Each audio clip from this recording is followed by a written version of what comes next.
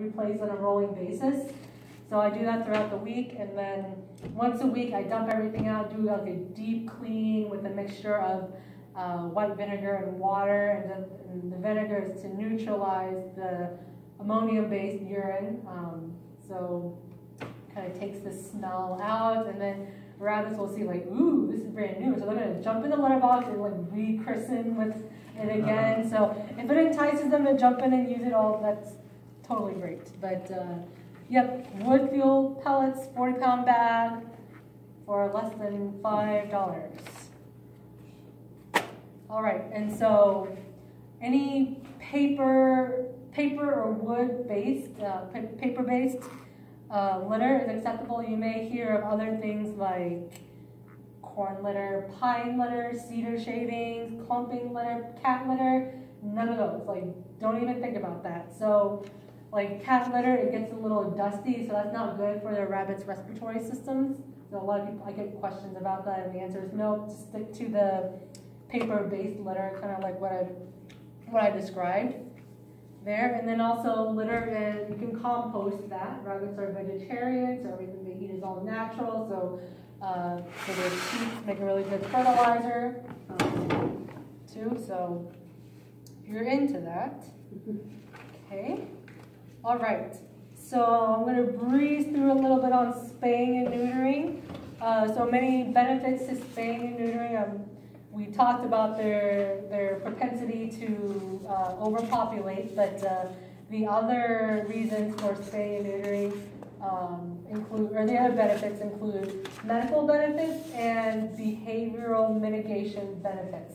So as I said earlier, when rabbits reach their crazy hormonal teenage stage, they're gonna be spraying and they can be smelly. So spaying and neutering should help reduce those behaviors, which is very nice. Also, rabbits, if left intact, can develop cancers. So sterilization and the removal of the testes and the ovaries will obviously mitigate that risk. It's never too late to spay or neuter rabbits. So if you adopt an older rabbit that's 9 or 10 years old and they're still intact, feel free to get them spayed and neutered. It's not a showstopper, so it prolongs their quality of life there. Also, along the same topic, find a vet who is rabbit savvy. Rabbits are still considered exotic animals, so interview vets around the area. I think there's a list on their website, our website, of recommended vets. So take a look at that. Also, go to happy hours.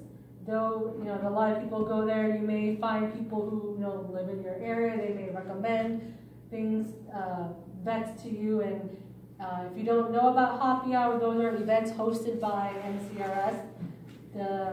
We have 2 main locations, and I think sometimes they do location and an event in Minneapolis. So happy hour is just a big giant playground for your rabbits. So come. I think there's like a small fee to get in, but it's just a social playground for them.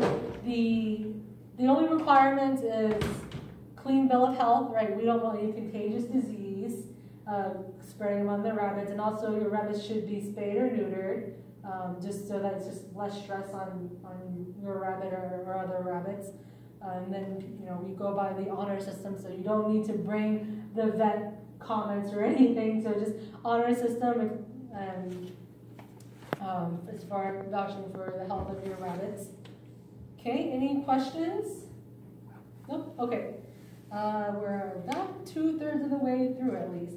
All right, so feeding your rabbits, diet is a very, very important part of a rabbit's life. 2 things that should be unlimited are water and hay. And when I say hay, I mean grass hay, preferably Timothy hay or orchard grass. So I didn't mention earlier about happy hours. At the South St. Paul location, we also offer supply sales.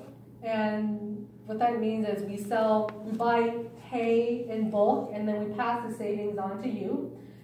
So the brand that we buy is Oxbow brand, and you You come in and you pay by the pound, so bring your own hay container and then we'll fill it up by the pound. You pay by the pound. It's probably, prices are like $1.90 something per pound compared to if you go to a pet store and spend $13 for something like this that lasts maybe a week. So we encourage you, even if you live, you know, farther away from South St. Paul, just come maybe once a month and get a whole load of hay, and it's worth it just for the savings alone on the hay. Okay, so orchard grass or Timothy hay. You may hear of alfalfa hay, and that's a big no-no. That's fattening. That's typically fed to baby bunnies to kind of fatten them up, but as adult rabbits, they don't need that.